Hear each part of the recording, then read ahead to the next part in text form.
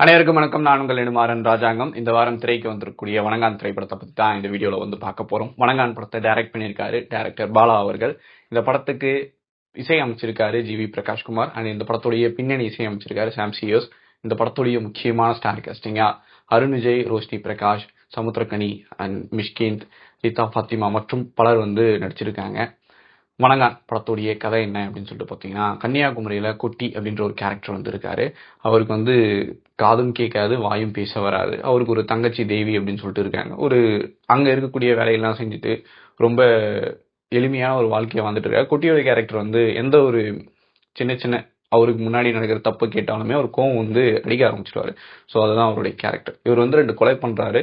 அந்த கொலை எதுக்காக பண்றாரு அப்படின்றதுதான் படத்துடைய கதை. ஸோ வணங்கான் அதாவது முழுக்க முழுக்க பாலாவின் படம்.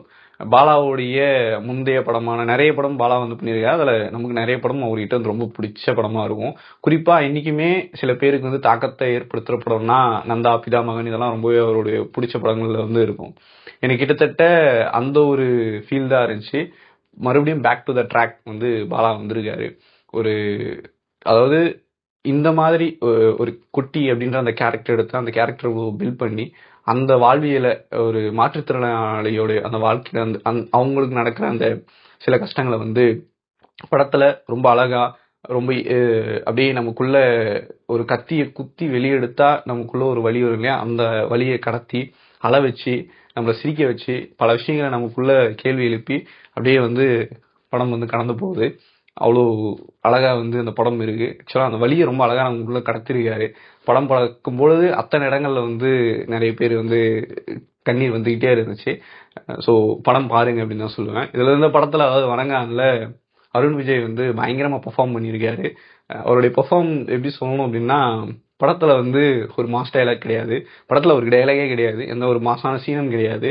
ஆனா கிட்டத்தட்ட படத்துல 2 மணி நேரமும் அருண் விஜய் எல்லா போர்ஷன்ஸ்லயுமே அப்படியே நம்மள வந்து அப்படியே ஹோல்ட் பண்ணி வச்சிருக்காரு. ஹோல்ட் பண்ணி அந்த மனுஷன் அங்க அழுதா நமக்கு அங்க அழுக வருது. அந்த மனுஷன் வந்து ஒரு ரியாக்ஷன் கொடுத்துட்டு அப்படியே பார்த்துட்டு இருந்தா நமக்கு ஏதோ ஒன்று வந்து நம்மள பண்ணுது. அந்த அளவுக்கு வந்து அவருடைய பர்ஃபார்மன்ஸை வெறித்தனமா வந்து பண்ணியிருக்காரு. படத்துக்கு எவ்வளவு மெனக்கிட்டு இருக்காரு அப்படின்னு சொல்லிட்டு தெரியுது. இந்த படத்துல வந்து குட்டி அப்புறமா தேவி இவங்க 2 பேரும் அண்ணன் தங்கச்சி. அது குட்டின்ற கேரக்டர் வந்து அருண் விஜய் பண்ணியிருப்பாரு. தங்கச்சி மேல இருக்கிற அந்த பாசங்களாகட்டும் இல்ல தங்கச்சியை பாத்துக்கிற விதமாகட்டும், அந்த எமோஷன்ஸ் ஆகட்டும், 2 பேருக்குள்ள அந்த எமோஷன்ஸ் ஆகட்டும், தங்கச்சி இல்லாம அந்த பரிதவிப்பு ஆகட்டும், தங்கச்சியை பார்க்க முடியாம அந்த பரிதவிப்பாகட்டும், இப்படி பல விஷயங்களை வந்து ரொம்ப அழகா அப்படியே பெர்ஃபார்ம் பண்ணி 2 பேருமே நம்ம வந்து மெய்சிலுக்கு வச்சிடறாங்கன்னு தான் சொல்லணும். அவ்வளோ வந்து ரொம்ப தத்ரூபமா இருந்துச்சு. அந்த அளவுக்கு வந்து 2 பேருமே பயங்கரமா ஆக்ட் பண்ணியிருந்தாங்க. கொட்டியை வந்து சுத்தி சுத்தி வர டீனா, அதாவது நீ தான் எவ்வளவு எப்ப நீ என்னை காதல் பண்ண போற அப்படின்ற அந்த சீன்ஸ் ஆகட்டும், அந்த வரக்கூடிய லவ் போர்ஷன்ஸ் ஆகட்டும், இப்படி எல்லாமும் வந்து படத்துல வந்து எனக்கு மேஜரா பயங்கரமா பிடிச்சிருந்துச்சு. முக்கியமா படத்துல மாற்றுத்திறனாளியோடைய அந்த வாழ்க்கையை, அந்த வலியை, அந்த வேதனையை ரொம்ப அழகா வந்து நமக்குள்ள அப்படி கடத்தி எடுத்துட்டு வந்து அந்த உலகத்தை வந்து காமிச்சிருக்காரு.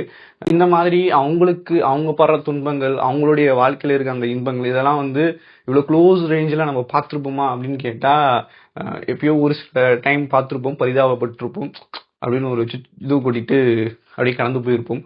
ஆனா அதை ரொம்ப அழகா காமிக்கிறாரு. கண்ணுல இருந்து தண்ணி மட்டும் வந்துகிட்டே இருக்கு எனக்கு. அப்படிதான் இருந்துச்சு.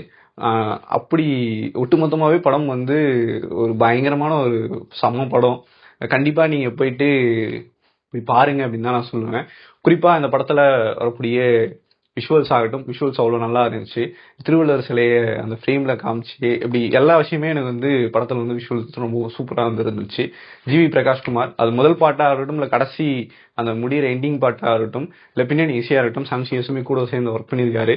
இது 2மே ரொம்ப அசத்தலா இருந்துச்சு. பாலாவை பத்தி சொல்லவே வேணாம்.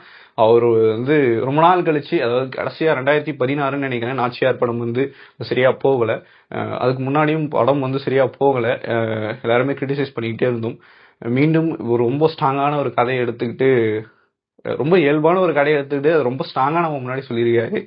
வணங்கான் நம்ம வந்து படம் பார்த்து முடிச்சிட்ட அப்புறம் அப்படியே வணங்கிட்டு ஒரு 2 கண்ணீர் துளிகளாவது தேட்டர் விட்டு வெளியே போறதுக்குள்ளேயும் வந்துடும் அப்படின்னு சொல்லிட்டு நம்புறேன்.